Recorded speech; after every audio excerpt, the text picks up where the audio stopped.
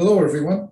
My name is Edward Osredka. This is a talk show where I interview various artists in the entertainment industry, and today I have the extreme pleasure of interviewing Colette.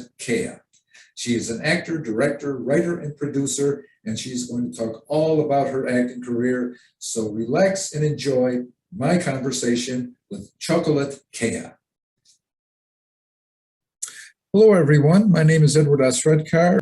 And today I have the extreme pleasure of interviewing Colette, an actor, director, producer, and writer. Colette, welcome to my show. How are you today? Hi, Edward. I'm okay. How are you? Good. I'm good. Thanks. I'm just going to talk a little bit today, kind of find out about your acting background or like anything else, that interests you. The first thing that I wanted to start out with is how exactly did you get interested in acting? That's kind of a question that I always wonder about. All actors. How did you become interested in acting? I guess because of my parents, I've been acting since I was a little kid, and as long as I remember, my family always sort of wanted me to be involved in theater or music. So, as long as I remember myself, I've always been in little plays in school, taking classes for, music, vocal classes, piano classes, you name it. So yeah, I'd say I got involved because of my parents. Okay. Like your early theater background, you mentioned like you were involved in school productions and things like that. Were you ever involved, say, like in community theater, like the community that you grew up in? Did they have like a program that anyone could audition for? Yeah, I did. Trying to remember.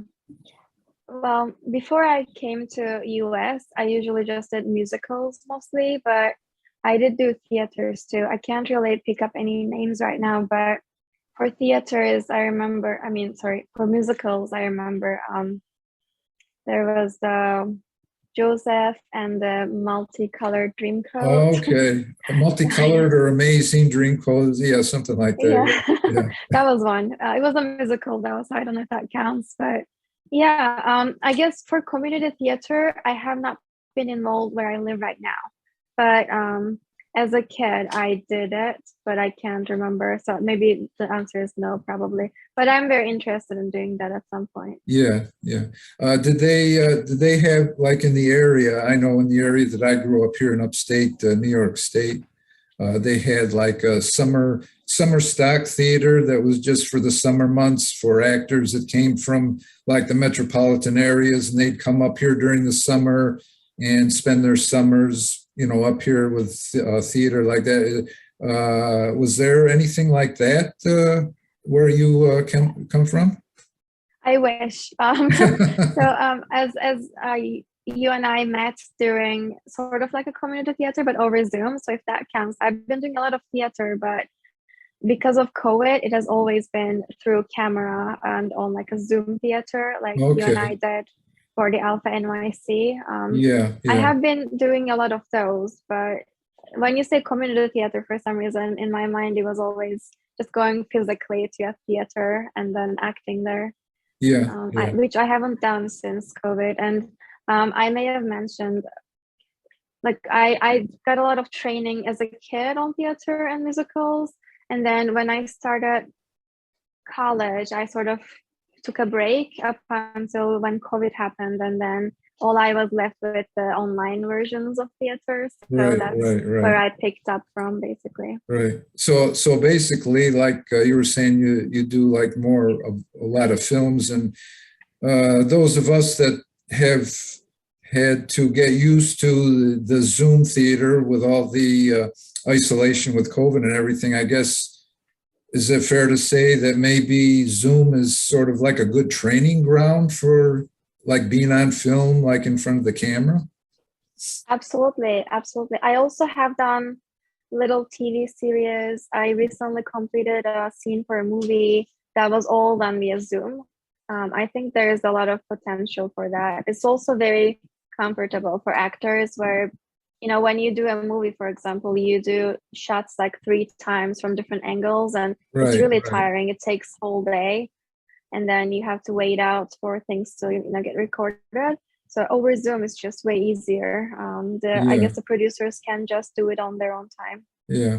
So probably it would be like fair to say that comparing Zoom with actual on-camera film work, an actor gets used to the different angles that they have to be comfortable with, depending upon what the scene is about. If it's like a close-up, or maybe like a behind the actor, looking towards the other actor that they're talking to. So I guess that also could be like a good training ground for kind of being aware all the time of where the camera is. So is that something that you found out, say, like through Zoom, along those lines? Yeah, I'd say mostly through TikTok.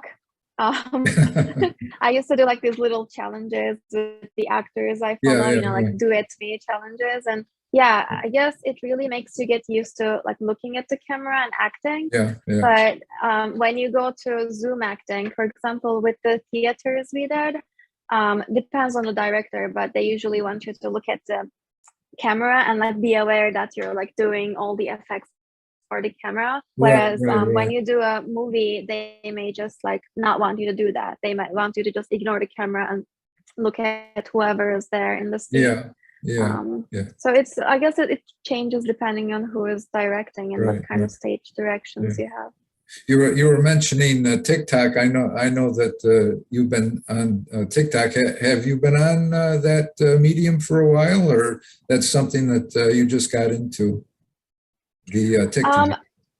Yeah. So like I said, when COVID happened, I got on TikTok out of boredom.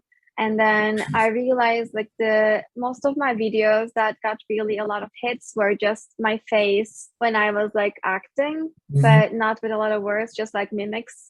So that got me into acting. Like I just sort of started taking classes, independent classes, and then I sort of took a break from it. So now I post maybe once a month. I try to do actual acting work now that I can get paid for it. Right. Basically. Yeah, I was going to say, yeah, that's always an incentive, paid no matter how much, or whatever it is. Yeah, but yeah. Compared to me, you're an expert in TikTok. I haven't ventured into that medium yet. I'm taking Instagram as far as I can go, and maybe someday if I feel a little more daring, maybe I'll venture into TikTok. But for now, Instagram's okay with me for now at this stage. So yeah. And things. So I would like to thank you very much for being on my show, and I wish you good luck with your career and for this short film that you're embarking on. And it's been a pleasure to have you. Thank you so much, Edward. I Okay. hope to talk to you again. Bye. Yes. Bye-bye.